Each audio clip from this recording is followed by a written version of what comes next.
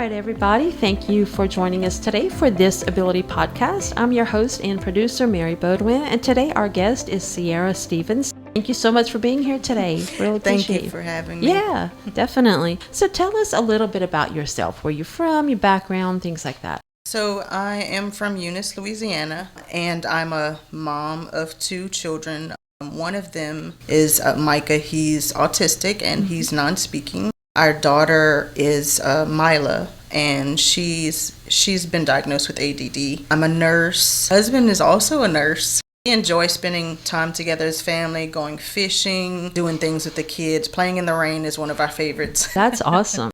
You said that your daughter was diagnosed with ADD, right? And you're a parent of children you have a child that has autism, your son Micah, right? And then has ADD, right? So talk to us about that. When did you guys know that he was autistic? So Micah was diagnosed since roughly around age 3. We kind of had little signs here and there from a speech pathologist that worked with us during Early Steps program. So he's been diagnosed since then. Mila has been diagnosed with ADD, I want to say within the last 2 to 3 years. You know, we kind of had suspicions of some of the things that she would do because I also have ADD. And once we kind of noticed her inability to focus, forgetting things, you know, I was like, gosh, she's just like me. Took her to the doctor and then got the diagnosis. And really and truly, it's helped us tremendously getting the diagnosis, because sometimes getting that confirmation of knowing, hey, this is what's going on, you're able to put 2 and 2 together,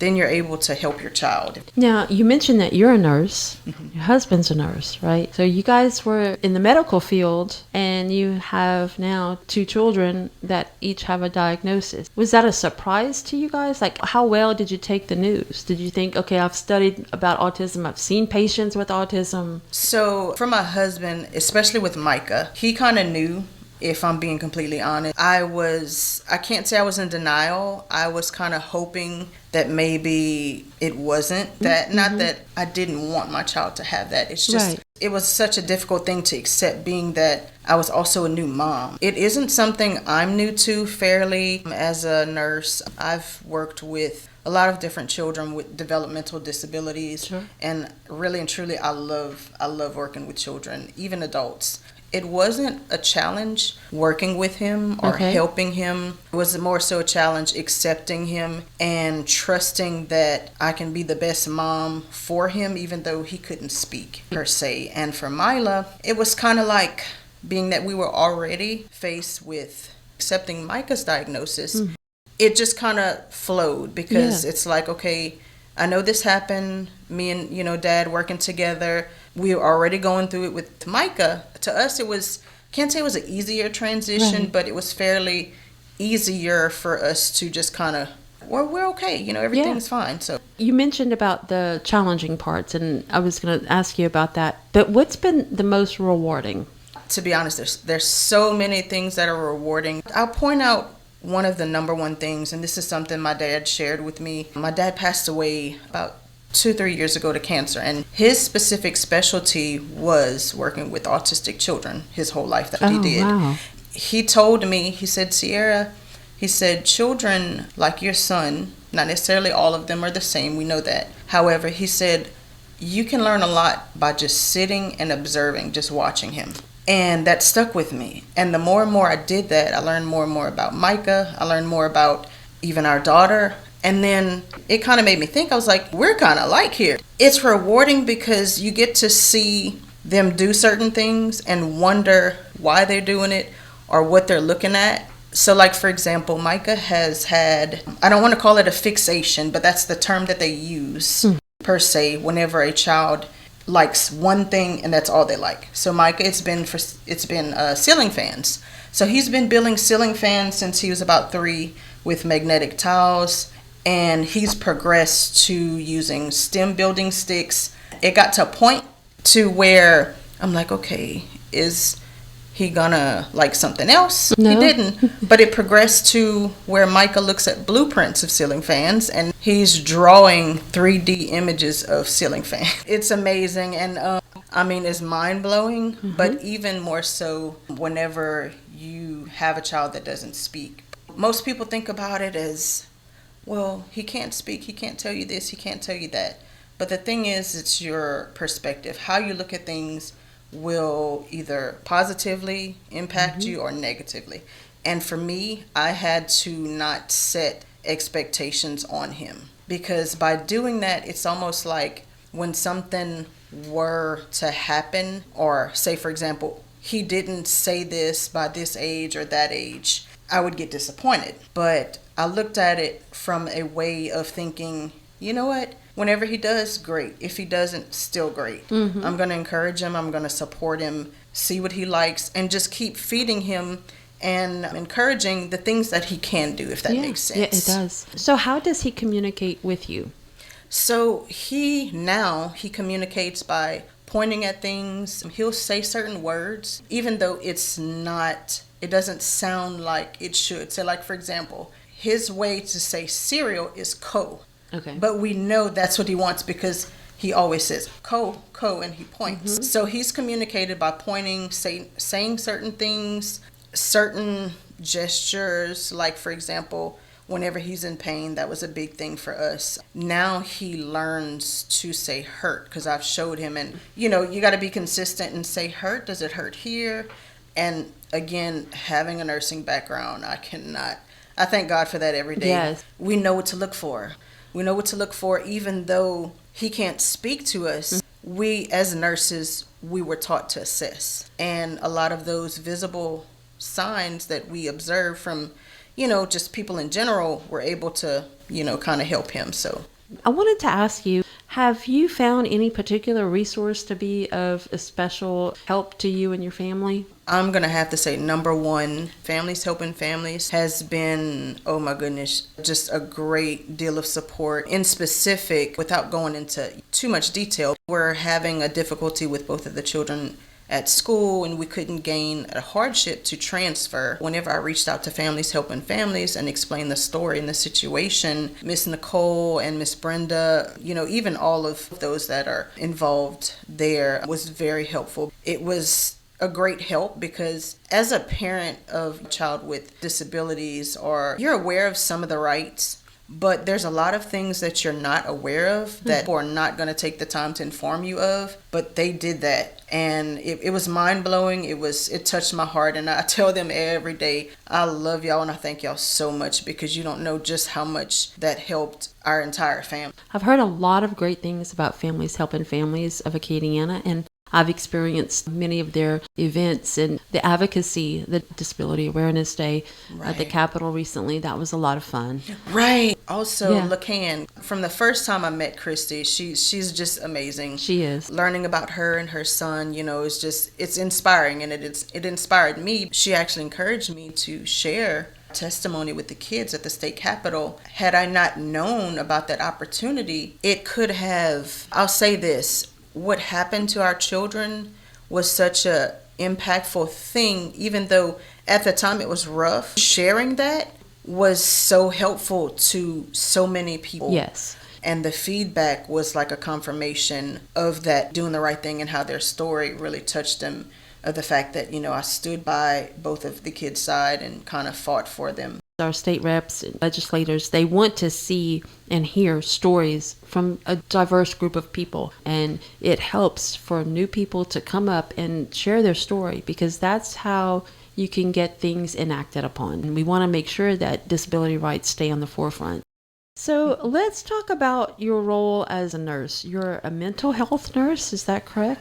I just identify as just a nurse. As we mentioned, Dad is a nurse. As far as my ability to go to work like him, it's not, as much. However, I'm still grateful because I do work with a nursing agency that allows me to work in the field. I absolutely enjoy just really helping people. I love helping people, no matter if it's mental health. I've worked with veterans. I've worked with even younger kids. And for me, to be honest, it's always an amazing experience, because there's always something you can learn from them. Even though every child is different, you still may be able to learn something you can implement with your child. And most recently, I had a patient, and this was my first case of working with hospice. It's amazing because, and I have to go back to speaking about losing my dad to cancer, how I believe in my heart that God literally prepared me to manage and help my patient that I recently had. After my dad passed, I was already comfortable with death and dying, transitioning. Whenever I got to the point to where I actually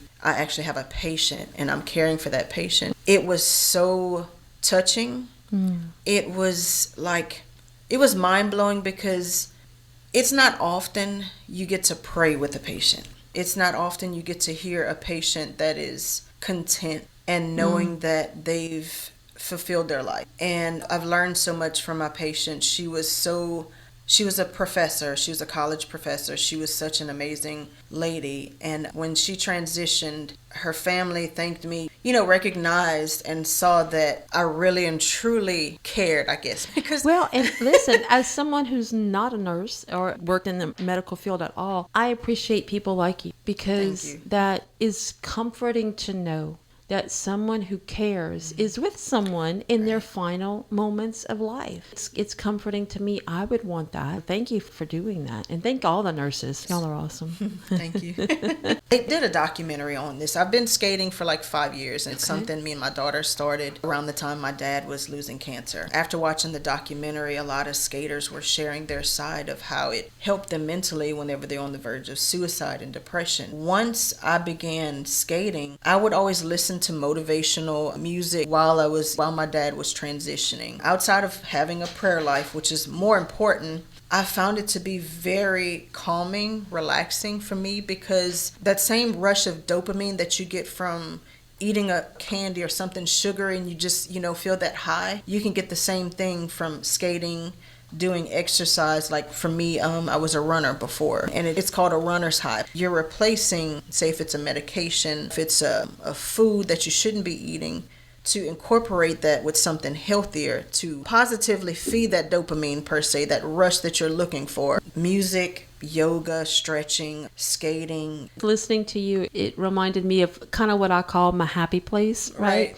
And it sounds like skating is yours and for your daughter as well. But I like to ride my bicycle, outside. This is not like a stationary bike. I like to ride outside. Each day or each week, I kind of have a little goal. Okay, I'm going to go down this road next week or this road. And boy, one day I'm going to challenge that hill, and then when I do it, it's I feel like that sense of accomplishment, So and it's a good, healthy way. Right. And a little bit of peacetime for myself too. Definitely.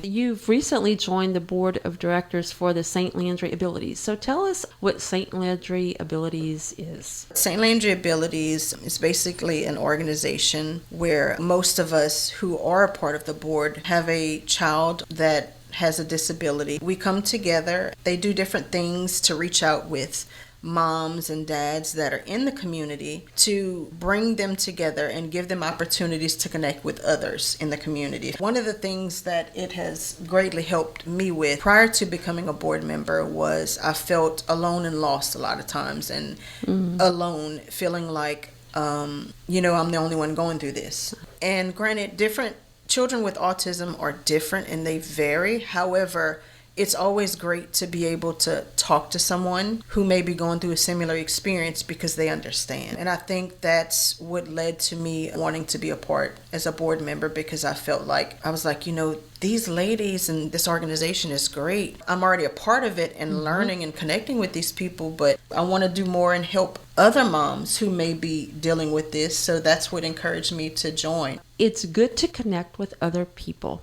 Let's talk about sickle cell awareness, or sickle cell in general, because I know you're an advocate and you're also a patient of sickle cell, right? So we're going to talk about that. Now, the airing of this podcast is going to be in 2026, but September is Sickle Cell Awareness Month, and this is going to be forever, right? So we can talk about sickle cell awareness. Now, you've talked about your own experience with sickle cell, so let's talk about your journey a little bit. I was diagnosed since I was, as long as I can remember, since birth. My genotype, I hope I'm saying that right, is SC. There are different forms, SS, SC, beta thalassemia, so on and so forth. SC, a lot of people aren't familiar, or they try to say, oh, so you have a trait. They're not knowledgeable. I've experienced a lot of doctors that has saw me as a patient, and they kind of blew me off as, well, you have a trait. No, it's not a trait. I have learned, in particular with my condition, that although my symptoms is not as severe and my crisis is not as often as someone with SS, it has greatly impacted my life from how I eat, how I exercise, where I exercise, a lot of those different things that people don't realize. It really affects your whole life. And for me, whenever I first went into nursing school, that was one of my objectives, to learn more about my condition, not only to help myself, but to help others. About 20 years ago, I was in the gym. I, did a little bit of research, and I was able to find out that whenever we go into a sickle cell crisis, is what it's called, we lack nitrous oxide. Okay. And what the nitrous oxide does is it kind of helps with the circulation and the oxygenation in our blood. The crazy thing about that is I remember taking a supplement, nitrous oxide supplement. And this is while I was bodybuilding at the time, over 20 years ago. And I had been doing it at least 5-6 years, bodybuilding, and I had never had a crisis. And I remember going to the doctor, and the doctor was like, "Are you sure you have it?" Because they even did lab work that'll detect it. A lot of people say, "Oh, you're healed." Not necessarily. But moving forward, learning my condition, learning how to manage it through diet, exercise, it has changed, meaning I've always looked to learn more about my condition, because the more I learn, the more I know how to help myself and help others. My most recent experience this year led to my new diagnosis of sickle cell retinopathy, or they call it proliferative sickle cell retinopathy. Working with a hematologist, which is something I would definitely say is very, very important if you do have sickle cell, because I did lab work. My hematologist said, your iron levels are regular, but your iron saturation is kind of low. Well, whenever we dug into that, that's whenever I looked at myself. I told my husband, I said, "Do you know that you having a low iron saturation, it decreases the oxygenation in the eyes, and it'll make," they call it like little formations in your eye, which ultimately block blood vessels, causes it to pull on your retina. That is what led to my retina detachment. So you had to have a surgery for that, retinal detachment surgery. And I had to have I had two. The first one was a vitrectomy, which is where they extract the fluid that's in your eye. Okay. And then they go in and correct and redetach the retina. I was in the process of healing from that one, which it was very extensive. Whenever my gas bubble, which is something that they extract in to keep the retina in place, started shrinking, it ended up shrinking faster than I healed. I ended up having another retinal detachment. Is this a fairly common procedure? It's normal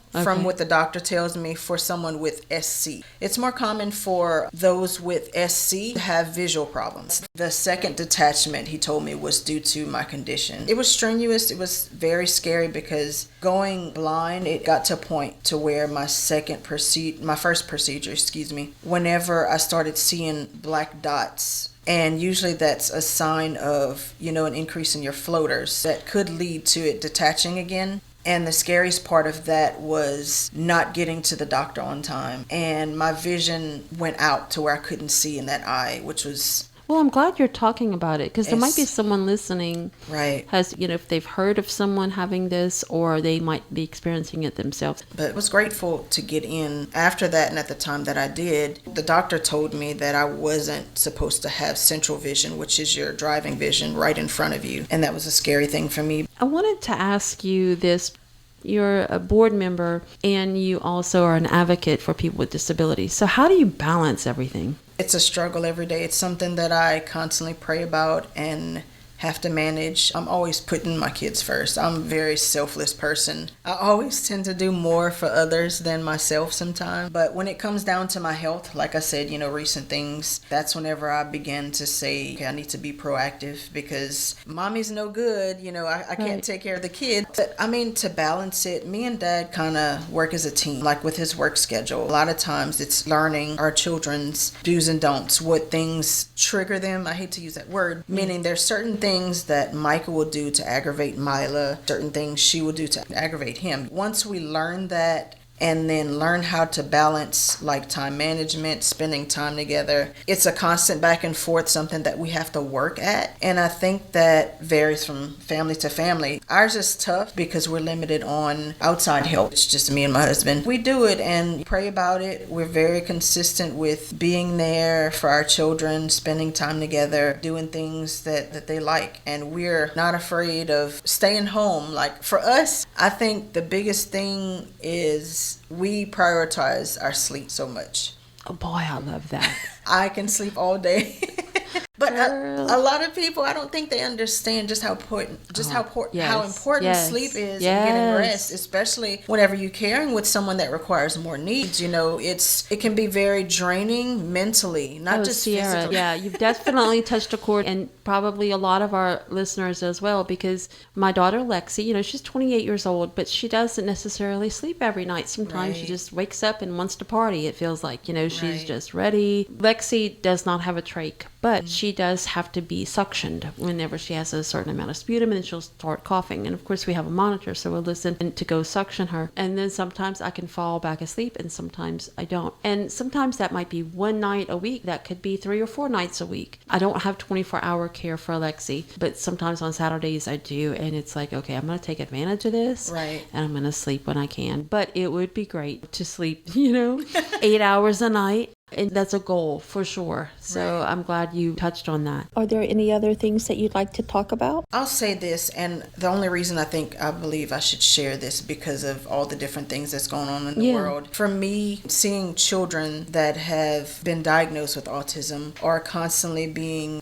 I don't want to say neglected. A lot of them are dying due to, we don't know the cause. I mean, the news puts it out there. That's not my job to say what this mom was doing wrong. However, what I would say is that if you do have a child that has special needs, please reach out to someone for help. It is a very overwhelming thing, very, very hard. And a lot of times people don't seek help. That's something I can tell you that I also need to work on. In the event where it comes down to harming a child or elopement, as far as something else I'm going to say, because I notice a lot of parents who do not have autistic children, they are constantly bashing other moms who are and saying, well, why didn't you watch your child? So I can speak from experience. Our son Micah has been an elopement risk since he's been little. He would run away, he would run out in the street no matter where we are. Even though that was a very challenging thing, it didn't stop me from saying,